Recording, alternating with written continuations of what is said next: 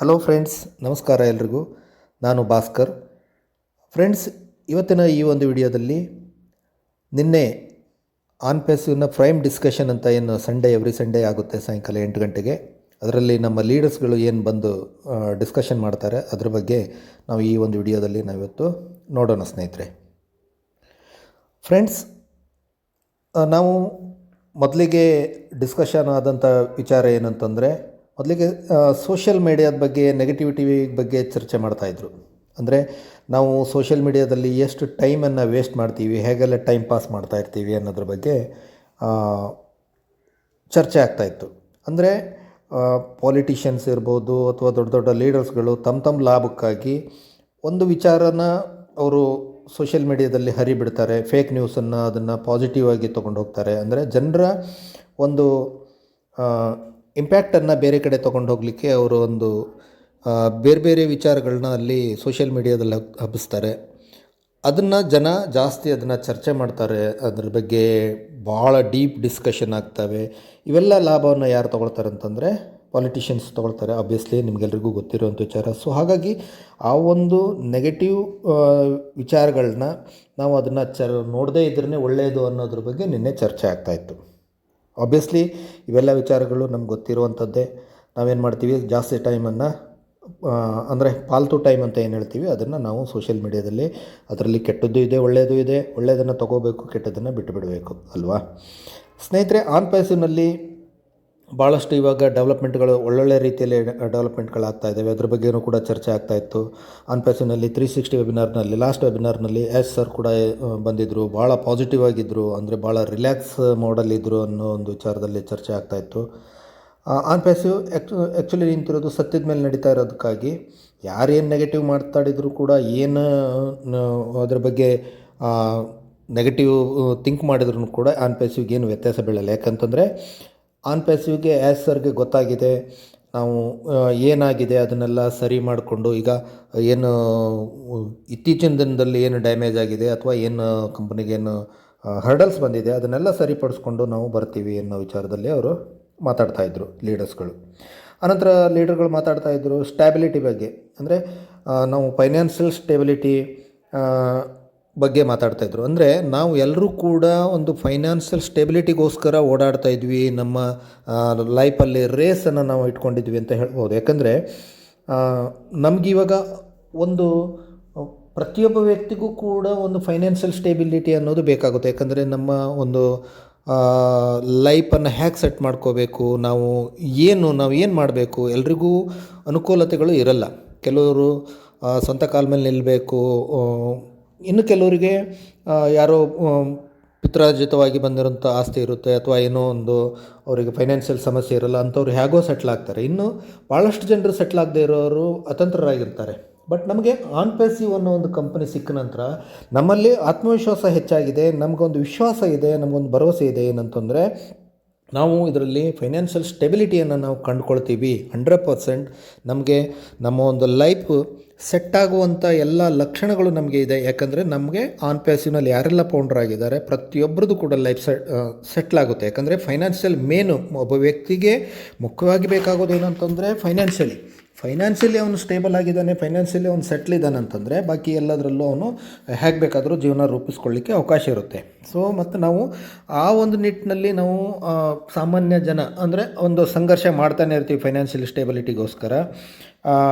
ಹಾಗಾಗಿ ನಮ್ಗೆ ಇವಾಗ ಏನಂತಂದರೆ ನಾವು ಭಾಳ ಪಾಸಿಟಿವ್ ಆಗಿರಬೇಕಾಗಿರೋದು, ನಾವು ಒಂದು ವಿಶ್ವಾಸ ಇಡಬೇಕಾಗಿರೋದು ಏನಂತಂದರೆ ಆನ್ ಪ್ಯಾಸಿವ್ ನಮಗೆ ನಮ್ಮ ಲೈಫ್ನ ಎಲ್ಲ ಒಂದು ಸ್ಟ್ಯಾಬಿಲಿಟಿಯನ್ನು ಮಾಡಿಕೊಡ್ಲಿಕ್ಕೆ ನಮಗೊಂದು ಒಳ್ಳೆ ಕಂಪ್ನಿ ಸಿಕ್ಕಿದೆ ಅಂತೇಳಿ ನಾವು ಅದರಲ್ಲಿ ವಿಶ್ವಾಸ ಇಡಬೇಕು. ಜೊತೆಗೆ ನಾವು ಭಾಳ ಹ್ಯಾಪಿಯಾಗಿರಬೇಕು ಅನ್ನೋ ಒಂದು ವಿಚಾರದಲ್ಲಿ ಲೀಡರ್ಸ್ ಮಾತಾಡ್ತಾಯಿದ್ರು. ಹರ್ಡಲ್ಸ್ಗಳಿದ್ದಾವಾಗ ಅದನ್ನು ಸರಿಪಡಿಸ್ಕೊಂಡು ಹೋಗೋದು ಅದು ಪ್ರತಿಯೊಂದರಲ್ಲೂ ಇದ್ದೇ ಇರುತ್ತೆ. ಅದು ಆಬ್ವಿಯಸ್ಲಿ ಅದನ್ನು ಪ್ರಾಬ್ಲಮನ್ನು ಫೇಸ್ ಮಾಡ್ಕೊಂಡು ನಾವು ಮುಂದೆ ಹೋಗ್ತೀವಿ. ಓಕೆ. ಆನಂತರ ಮೈಗ್ರೇಷನ್ ಬಗ್ಗೆ ಪ್ರಶ್ನೆ ಬಂತು. ಮೈಗ್ರೇಷನ್ ಲಾಸ್ಟ್ 28 ಜೂನ್ನಿಂದ ಸ್ಟಾರ್ಟ್ ಆಗಿದೆ ಮೈಗ್ರೇಷನ್. ಅದರ ಬಗ್ಗೆ ಸಾಕಷ್ಟು ಚರ್ಚೆಗಳಾಗ್ತಾ ಇದ್ದಾವೆ. ಯೂಟ್ಯೂಬ್ನಲ್ಲಂತೂ ಸಾಕಷ್ಟು ಅದರ ಬಗ್ಗೆನೇ ಚರ್ಚೆ ಆಗ್ತಾ ಇದ್ದಾವೆ. ಅದರದ್ದು ಓಕೆ, ಒಳ್ಳೆಯ ಗುಡ್ ಥಿಂಗ್ಸ್ ಕೂಡ. ಯಾಕಂದರೆ ಮೈಗ್ರೇಷನ್ ಅಂತಂದರೆ ಏನು, ಡೇಟಾ ಸೆಂಟರ್ ಅಂದರೆ ಏನು ಅನ್ನೋದು ಸಾಕಷ್ಟು ಜನರಿಗೆ ಗೊತ್ತಿರಲಿಲ್ಲ. ಅದ್ರ ಬಗ್ಗೆ ಈಗ ಸಾಕಷ್ಟು ನಾಲೆಜ್ಗಳು ಈಗ ಜನರಿಗೂ ಸಿಗ್ತಾ ಇದೆ. ಓಕೆ. ಆ ವಿಚಾರದ ಬಗ್ಗೆನೂ ಕೂಡ ಚರ್ಚೆ ಆಗ್ತಿತ್ತು. ಆ್ಯಸ್ ಸರ್ ಮೈಗ್ರೇಷನ್ ಜೊತೆ ಇವಾಗೇನು ಮೈಗ್ರೇಷನ್ ಆಗ್ತಾಯಿದೆ, ಇಷ್ಟೊತ್ತಿಗೆ ಓನ್ಲಿ ಮೈಗ್ರೇಷನ್ ಆಗೋದಾಗಿದ್ದರೆ ಮೈಗ್ರೇಷನ್ ಪ್ರೊಸೆಸ್ ಒಂದೇ ಇದ್ದರೆ ಇಷ್ಟೊತ್ತಿಗೆ ನಮ್ಮ ವೆಬ್ಸೈಟ್ ನಮಗೆ ನೋಡ್ಲಿಕ್ಕೆ ಸಿಗ್ತಿತ್ತೇನೋ. ಆದರೆ ಆ್ಯಸ್ ಸರ್ ಅದರಲ್ಲಿ ಇವಾಗ ಏನು ಇನ್ಚಾರ್ಜ್ ತೊಗೊಂಡಿದ್ದಾರೆ, ಈಗ ಲಾಸ್ಟ್ ಜೂನ್ 4 ಏನು ವೆಬಿನಾರ್ ಆಯಿತು, ಅವತ್ತಿನ ಐ ಎಮ್ ಇನ್ಚಾರ್ಜ್ ಅಂತ ಏನು ಹೇಳಿದರು, ಅದರ ನಂತರ ಅವರು ಇದ್ರ ಜೊತೆ ಇನ್ನೂ ಕೂಡ ಏನಾದರೂ ಆ್ಯಡ್ ಮಾಡಬೇಕು, ಭಾಳ ದೊಡ್ಡ ಪ್ರಮಾಣದಲ್ಲಿ ಏನಾದರೂ ಅದನ್ನು ಏನು ಒಂದು ರೈಟ್ ವೇನಲ್ಲಿ ಇದನ್ನು ಆ್ಯಡ್ ಮಾಡಿಕೊಂಡು ಭಾಳಷ್ಟು ಇಂಟಿಗ್ರೇಷನನ್ನು ಮಾಡ್ತಾ ಇದ್ದಾರೆ. ಸೊ ಹಾಗಾಗಿ ಅದನ್ನೆಲ್ಲ ಮಾಡಿಕೊಂಡು ನಮ್ಮ ಜನರ ಮುಂದೆ ಇಟ್ಟವಾಗ ಅದು ಭಾಳ ದೊಡ್ಡ ಪ್ರಮಾಣದಲ್ಲಿ ಅಂದರೆ ಫುಲ್ ಫ್ಲೆಡ್ಜ್ ಆಗಿ ಅದು ನಮಗೆ ನೋಡ್ಲಿಕ್ಕೆ ಸಿಗುತ್ತೆ. ಹಾಗಾಗಿ ಟೈಮ್ ಹಿಡಿತಾ ಇದೆ. ಇದೆಲ್ಲ ಮೈಗ್ರೇಷನ್ ಪ್ರೊಸೆಸ್ಸು ಅಥವಾ ಇಂಟಿಗ್ರೇಷನ್ ಏನು ಮಾಡ್ತಾಯಿದ್ದಾರೆ, ಅದೆಲ್ಲ ಏನು ಇಂಟಿಗ್ರೇಷನ್ ಮಾಡ್ತಾಯಿದ್ದಾರೆ ಅದು ಯಾರಿಗೂ ಗೊತ್ತಿಲ್ಲ. ಯಾಕಂದರೆ ಅದು ಕಂಪ್ನಿ ಲೆವೆಲ್ನಲ್ಲಿ ನಡೆಯುವಂಥ ವಿಚಾರ. ಅದೆಲ್ಲ ಆಗಿ ಬಂದ ನಂತರ ಅದು 100% ನಮಗೆ ರೆಡಿಯಾಗಿ ಬಂದಾವಾಗ ಪ್ರತಿಯೊಬ್ಬರಿಗೂ ಕೂಡ ಫುಲ್ ಪಾಸಿಟಿವ್ ಆಗಿ ಫುಲ್ ಫ್ಲೆಡ್ಜ್ ಆಗಿ ರೆಡಿ ಮಾಡ್ಕೊಂಡು ಅದನ್ನ ಜನರ ಮುಂದೆ ಇಟ್ಟಾವಾಗ ಅದು ಭಾಳ ಅದ್ಭುತವಾಗಿರುತ್ತೆ ಅನ್ನೋ ವಿಚಾರದಲ್ಲಿ ನಿನ್ನೆ ಡಿಸ್ಕಷನ್ ಆಗ್ತಾಯಿತ್ತು.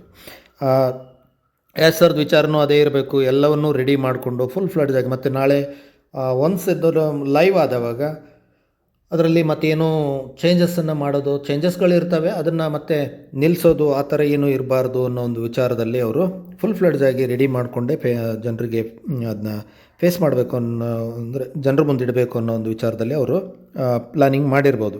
ಯಾಕಂದರೆ ಪೇಮೆಂಟ್ ಪ್ರೊಸೆಸರ್ ಇರ್ಬೋದು, OS ಇರ್ಬೋದು, ಕನೆಕ್ಟ್ ಇರ್ಬೋದು, ಎಲ್ಲವೂ ಫುಲ್ ಫ್ಲೆಡ್ಜ್ ಆಗಿ ತಯಾರಾಗಿ ಬರ್ಬೋದು. ಅದು ಯಾವಾಗ ಬರುತ್ತೆ ಅದು ಯಾರಿಗೂ ಗೊತ್ತಿಲ್ಲ. ಮೇ ಬಿ 6 ಮಂತ್ ಆಗ್ಬೋದು ಅಥವಾ 4 ಮಂತು, ಅಷ್ಟು ತಿಂಗಳು ಆಗಲ್ಲ ಅನ್ನೋ ವಿಚಾರದಲ್ಲಿ ನಮ್ಮ ಲೀಡರ್ಸ್ಗಳು ಹೇಳ್ತಾಯಿದ್ರು. ಅಂದರೆ 6 ತಿಂಗಳು ಆಗಲಿಕ್ಕಿಲ್ಲ, 4 ತಿಂಗಳೂ ಆಗಲಿಕ್ಕಿಲ್ಲ ಅನ್ನೋ ಒಂದು ವಿಚಾರದಲ್ಲಿ ಅವರು ಮಾತಾಡ್ತಾಯಿದ್ರು. ವೆರಿ ಶಾರ್ಟ್ಲಿ ಬರುತ್ತೆ ಅನ್ನೋ ವಿಚಾರದಲ್ಲಿ ಅವರು ಮಾತಾಡ್ತಾಯಿದ್ರು. ಓಕೆ. ಆನಂತರ ಒಂದು ಕ್ವಶನ್ ಬಂತು, ಏನಪ್ಪ ಅಂತಂದರೆ we are working on the symptoms. ಅಂದರೆ ಲಾಸ್ಟ್ ವೆಬಿನಾರ್ನಲ್ಲಿ 360 ವೆಬಿನಾರ್ನಲ್ಲೂ ಅದನ್ನು ಕ್ವಶನ್ ಬಂತು. ಅದು ಇವಾಗ ಇಷ್ಟೊಂದು ಏನು ಪ್ರಕ್ಷುಬ್ಧತೆ ಆಗಿದೆ, ಅಂದರೆ ಟರ್ಬುಲೆನ್ಸ್ ಆಗಿದೆ, ಇದೆಲ್ಲ ಏನು ಸಿಮ್ಟಮ್ಸ್ ಆಗಿದೆ ಅದು 4-5 ತಿಂಗಳಿಂದ ಸರಿಗೆ ಗೊತ್ತಾಯಿತು. ಅಂದರೆ ನಂತರ ಅವರು ಏನು ಇನ್ಚಾರ್ಜ್ ತೊಗೊಂಡ್ರು, 4-5 ತಿಂಗಳಿಂದ ಗೊತ್ತಾದ ನಂತರ ಅವರು ಅದನ್ನು ಪೂರ್ತಿ ಏನದು ಸಿಮ್ಟಮ್ಸ್ ಇದೆ ಅದನ್ನೆಲ್ಲ ಪೂರ್ತಿ ಕ್ಲಿಯರ್ ಮಾಡಿಕೊಂಡು, ಏನೇನು ಹರ್ಡಲ್ಸ್ ಇತ್ತು, ಏನೇನು ಚಾಲೆಂಜಸ್ ಇತ್ತು ಅದನ್ನೆಲ್ಲ ಕ್ಲಿಯರ್ ಮಾಡಿಕೊಂಡು ಆಮೇಲೆ ಅವರು ಅದನ್ನೆಲ್ಲ ವರ್ಕ್ ಮಾಡಲಿಕ್ಕೆ ಶುರು ಮಾಡಿದರು. ಆನಂತರ ಅವರು ಹೇಳಿದರು ಕೂಡ, ಥ್ಯಾಂಕ್ಸ್ ಗಾಡ್, ನಾವು ದೇವರಿಗೆ ಧನ್ಯವಾದ ಅರ್ಪಿಸಬೇಕು. ಯಾಕಂದರೆ ಇವಾಗಲೇ ನಮಗೆ ಇದು ಗೊತ್ತಾಯಿತು, ಮುಂದೆ ಏನಾದರೂ ಆಗಿದ್ದರೆ ನಮಗೆ ಹ್ಯಾಂಡಲ್ ಮಾಡೋದು ಸ್ವಲ್ಪ ಕಷ್ಟ ಆಗ್ತಾಯಿತ್ತು ಅನ್ನೋ ವಿಚಾರದಲ್ಲಿ ಅವರು ಮಾತಾಡ್ತಾಯಿದ್ರು. ಯಾವಾಗ ಲಾಸ್ಟ್ 360 ವೆಬಿನಾರ್ನಲ್ಲಿ ಇದೆಲ್ಲ ಓಕೆ ಮಾಡಿಕೊಂಡು ತೊಗೊಂಡು ಬರ್ತಾಯಿದ್ದಾರೆ ಸ್ನೇಹಿತರೆ. ಹಾಗಾಗಿ ಎಲ್ಲ ಚೆನ್ನಾಗಿ ಸೂಪರ್ ಡೂಪರಾಗಿ ಮಾಡ್ಕೊಂಡು ಬರ್ತಾಯಿದ್ದಾರೆ. ಹಾಗಾಗಿ ಅವ್ರು ಏನು ಹೇಳಿದರು, ಟೈಮನ್ನು ತೊಗೊಂಡಿರೋದು ಆ ಒಂದು ವಿಚಾರಕ್ಕಾಗಿ. ನಂತರ ಬರೋದೇನಿದೆ, ಜನರ ವಿಶ್ವಾಸ, ಈಗೇನು ವಿಶ್ವಾಸ ಇಟ್ಟಿದ್ದಾರೆ ಈ ವಿಶ್ವಾಸ 1000 ಪಟ್ಟು ಜಾಸ್ತಿ ಆಗುತ್ತೆ ಅನ್ನೋ ವಿಚಾರದಲ್ಲಿ ನಮ್ಮ ಲೀಡರ್ಸ್ಗಳು ನಿನ್ನೆ ಪ್ರೈಮ್ ಡಿಸ್ಕಷನ್ನಲ್ಲಿ ಚರ್ಚೆ ಆಗ್ತಾಯಿತ್ತು. ಪ್ರಾಡಕ್ಟ್ ಇರ್ಬೋದು, ಡೇಟಾ ಸೆಂಟರ್ ಇರ್ಬೋದು, ವೆಬ್ಸೈಟ್ ಇರ್ಬೋದು, ಇದೆಲ್ಲ ಏನು ಸೂಪರ್ ಸ್ಟ್ರಾಂಗ್ ಆಗಿ ಏನು ಬರ್ತಾ ಇದೆ, ಬಂದ ನಂತರ ಜಾಸ್ತಿ ಜನ ಏನು ಬಂದರು, ಟ್ರಾಫಿಕ್ ಎಷ್ಟೇ ಬಂದ್ರೂ ಕೂಡ, ಏನು ಅಫಿಲಿಯೇಟ್ಸು ಏನೇ ಬಂದ್ರೂ ಕೂಡ ಏನೂ ಪ್ರಾಬ್ಲಮ್ ಆಗಲ್ಲ. ಆ ರೀತಿ ಇದನ್ನು ಮೊದಲಿಗಿಂತನೂ ತುಂಬ ಚೆನ್ನಾಗಿ ಮಾಡ್ಕೊಂಡು ಬರ್ತಾ ಇದ್ದಾರೆ. ಸೊ ಹಾಗಾಗಿ ನಾವು ಇವಾಗ ನಮಗೇನಾಗಿದೆ 1% ಮಾತ್ರ ಗೊತ್ತಿದೆ. ಯಾಕಂದರೆ ಆನ್ ಪೇಸಿನಲ್ಲಿ ಏನು ನಡೀತಾ ಇದೆ, ಬ್ಯಾಕ್ ಎಂಡಲ್ಲಿ ಏನೇನು ವಿಚಾರಗಳು ಆಗ್ತಾ ಇದ್ದಾವೆ ನಮ್ಗೆ ಯಾರಿಗೂ ಗೊತ್ತಿಲ್ಲ. ಹಾಗಾಗಿ ನಮ್ಮ ಕೆಲಸ ಏನಂತಂದರೆ, ನಾವು ಯಾರೂ ಪ್ಯಾನಿಕ್ ಆಗದಿದ್ದಂಗೆ ನಾವು ಪಾಸಿಟಿವ್ ಆಗಿರೋದಷ್ಟೇ ನಮ್ಮ ಕೆಲಸ. ಸೊ ನಾವು ಹೆಚ್ಚು ಪಾಸಿಟಿವ್ ಇರೋದರಿಂದ ನಮಗೆ ಎಲ್ಲವೂ ಅಂದರೆ ನಾವು ಮುಂದಿನ ದಿನದಲ್ಲಿ ನಾವು ಭಾಳಷ್ಟು ವಿಚಾರಗಳನ್ನ ಪಾಸಿಟಿವ್ ವೇನಲ್ಲಿ ನಾವು ಅದನ್ನು ಸ್ವೀಕಾರ ಮಾಡಲಿಕ್ಕೆ ಅವಕಾಶ ಇರುತ್ತೆ. ಜೊತೆಗೆ ನಮಗೆ ಇನ್ನು ಮುಂದೆ ನೆಕ್ಸ್ಟ್ ಏನು ಬರೋದಿದೆ, ವೆಬ್ಸೈಟಿಗೆ ಒಂದು ಸರಿಗೆ ರೆಡಿಯಾಗಿ ಬಂತು ಅಂದರೆ 100% ನಾವೆಲ್ಲರೂ ಕೂಡ ಶಾಕ್ ಆಗ್ತೀವಿ. ನಮ್ಮ ಒಂದು ಲೈಫ್ ಚೇಂಜಿಂಗ್ ಸ್ಟೈಲು ಬೇರೆಯೇ ಇರುತ್ತೆ ಅನ್ನೋ ವಿಚಾರದಲ್ಲಿ ಅವರು ಡಿಸ್ಕಸ್ ಮಾಡ್ತಾಯಿದ್ರು. ಆನಂತರ ಲಾಸ್ಟು ಅಂದರೆ ಮೊಹಮ್ಮದ್ ಕಮಾಲ್ ಸರ್ದೇನು ಲಾಸ್ಟ್ ವೆಬಿನಾರ್ನಲ್ಲಿ ಇಂಡಿಯನ್ ಪ್ರೈಮ್ ಡಿಸ್ಕಷನ್ ಲಾಸ್ಟ್ ವೀಕಲ್ಲಿ ಏನು ಒಂದು ಡೈಲಾಗನ್ನು ಹೇಳಿದ್ರು ಅವರು, ಅದು ನನಗಂತೂ ಭಾಳ ಇಷ್ಟ ಆಯಿತು. ಯಾಕಂದರೆ ಆ ಡೈಲಾಗ್ ಅಂತಂದರೆ ಒಂದು ಕೋಟನ್ನು ಹೇಳಿದ್ರು ಅವರು, on passive is every one but on passive not for every one ಅಂತೇಳಿ. ಆನ್ ಪೇಸಿವ್ ಎಲ್ರಿಗೂ ಇರುತ್ತೆ, ಅದರಲ್ಲಿ ಯಾರೆದ್ರಲ್ಲಿ ಪಾಸಿಟಿವ್ ಆಗಿದ್ದಾರೆ ಅಂಥವ್ರಿಗೆ ಮಾತ್ರ ಆನ್ ಪ್ಯಾಸಿವ್ನಲ್ಲಿ ಸಾಕಷ್ಟು ಜನ ಫೌಂಡರ್ಸ್ ಇದ್ರೂ ಕೂಡ ಏನು ಕ್ರಿಟಿಸೈಸ್ ಮಾಡ್ತಾಯಿದ್ದಾರೆ ಅಥವಾ ಯೂಟ್ಯೂಬ್ನಲ್ಲಿ ನೆಗೆಟಿವ್ ವಿಡಿಯೋಗಳನ್ನ ಕಮೆಂಟ್ ಮಾಡ್ತಾಯಿದ್ದಾರೆ ಅದೆಲ್ಲವನ್ನು ಕೂಡ ಆನ್ ಪ್ಯಾಸಿವ್ನಲ್ಲಿ ಆ್ಯಸ್ ಸರ್ಗೆ ಅದನ್ನ ಅಬ್ಸರ್ವ್ ಮಾಡ್ತಾಯಿದ್ದಾರೆ, ಅದನ್ನು ಫೈಂಡ್ ಔಟ್ ಮಾಡ್ತಾಯಿದ್ದಾರೆ.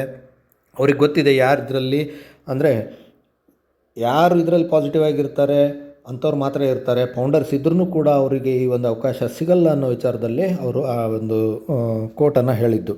ಹಾಗಾಗಿ on passive is every one, on passive not for every one ಅಂತ ಹೇಳುವಂಥ ವಿಚಾರ ಅದಕ್ಕಾಗಿ. ಸೊ ಹಾಗಾಗಿ ನಾವೆಲ್ಲರೂ ಕೂಡ ಭರವಸೆ ಇಡಬೇಕು. ಭರವಸೆ ಇಡೋದ್ರಿಂದ ನಮಗೆ ಮುಂದೆ ನಮ್ಮ ಲೈಫು 100% ಸೆಕ್ಯೂರ್ ಆಗಿರುತ್ತೆ. ನಾವೇನು ಸ್ಟೆಬಿಲಿಟಿ ಬಗ್ಗೆ ಮಾತಾಡ್ತೀವಿ, ನಾವೇನು ಆನ್ ಪ್ಯಾಸಿವ್ನಲ್ಲಿ ಆ ಒಂದು ಸ್ಟೆಬಿಲಿಟಿ 100% ಖಂಡಿತ ನಮಗೆ ಅದು ಸಿಕ್ಕೇ ಸಿಗುತ್ತೆ. ಅದಕ್ಕಾಗಿ ನಾವು ಭರವಸೆ ಇಡಲೇಬೇಕು. ಏನೇನು ತಪ್ಪು ಮಾಡ್ತಾ ಇದ್ದಾರೆ ಅದೆಲ್ಲರಿಗೂ ಕಂಪ್ನಿಗೂ ಗೊತ್ತಿದೆ. ಯಾರು ಪಾಸಿಟಿವ್ ಆಗಿದ್ದಾರೆ, ಯಾರು ನೆಗೆಟಿವ್ ಆಗಿದ್ದಾರೆ ಅನ್ನೋದು ಕಂಪ್ನಿಗೆ ಎಲ್ಲವೂ ಕೂಡ ನಾಲೆಜ್ ಇದೆ ಅನ್ನೋ ವಿಚಾರದಲ್ಲಿ ನಿನ್ನೆ ಪ್ರೈಮ್ ಡಿಸ್ಕಷನ್ನಲ್ಲಿ ನಡೀತಾ ಇತ್ತು. ಸೊ ನಾವೆಲ್ಲರೂ ಕೂಡ ಪಾಸಿಟಿವ್ ಆಗಿರೋಣ ಅಂತ ಹೇಳ್ತಾ ಈ ಒಂದು ವಿಡಿಯೋನ ಇಲ್ಲಿಗೆ ಎಂಡ್ ಮಾಡ್ತಾಯಿದ್ದೀನಿ ಸ್ನೇಹಿತರೆ. ಎಲ್ಲರೂ ಕೂಡ ಈ ಒಂದು ವಿಡಿಯೋನ ಲೈಕ್ ಮಾಡಿ, ಶೇರ್ ಮಾಡಿ, ನಿಮ್ಮ ಕಮೆಂಟ್ಸನ್ನು ತಪ್ಪದೇ ತಿಳಿಸಿ. ಯಾಕಂದರೆ ನಿಮ್ಮ ಒಂದು ಕಮೆಂಟ್ಸನ್ನು ನಾವು ಅದನ್ನು ಪಾಸಿಟಿವ್ ಆಗಿ ತೊಗೊಂಡು ನಾವು ಮುಂದೆ ಅದನ್ನು ಸುಧಾರಣೆ ಮಾಡ್ಕೊಳ್ಳಿಕ್ಕೂ ಅವಕಾಶ ಇರುತ್ತೆ. ಸೊ ಹಾಗಾಗಿ ಎಲ್ಲರೂ ಸ್ಟೇ ಟ್ಯೂನ್ ಆಗಿರಿ ಅಂತ ಹೇಳ್ತಾ ನೆಕ್ಸ್ಟ್ ವಿಡಿಯೋದಲ್ಲಿ ಮತ್ತೆ ಭೇಟಿಯಾಗೋಣ ಸ್ನೇಹಿತರೆ. ಅಲ್ಲಿವರೆಗೂ ಎಲ್ರಿಗೂ ಧನ್ಯವಾದಗಳು. Thank you.